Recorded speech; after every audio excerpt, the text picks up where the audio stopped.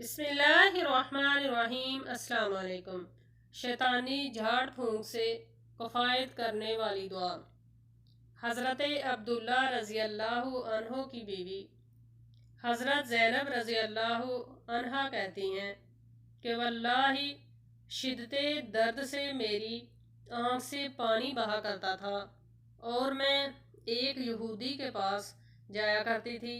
وہ جھاڑ پھونک کرتا، اپنے ہاتھ سے مارتا تو مجھے سکون ہو جاتا اور وہ درد رک جاتا۔ حضرت عبداللہ رضی اللہ عنہ نے فرمایا کہ بلا شبہ یہ تو شیطانی عمل ہے، تیرے لیے وہ کہنا ہی کافی تھا جو رسول اللہ صلی اللہ علیہ وآلہ وسلم فرمایا کرتے تھے، اور وہ دعا یہ ہے، آپ بھی اس کو یاد کریے اور اس دعا کو تکلیف کے وقت پڑھا کیجیے۔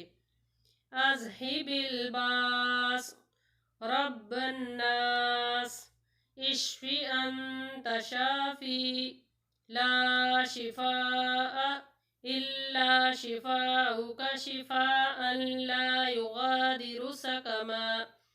یہ حدیث صحیح سنن ابو داود کے اندر موجود ہے۔ اللہ تعالیٰ مجھے اور آپ سب کو عمل کی توفیق عطا فرمائے۔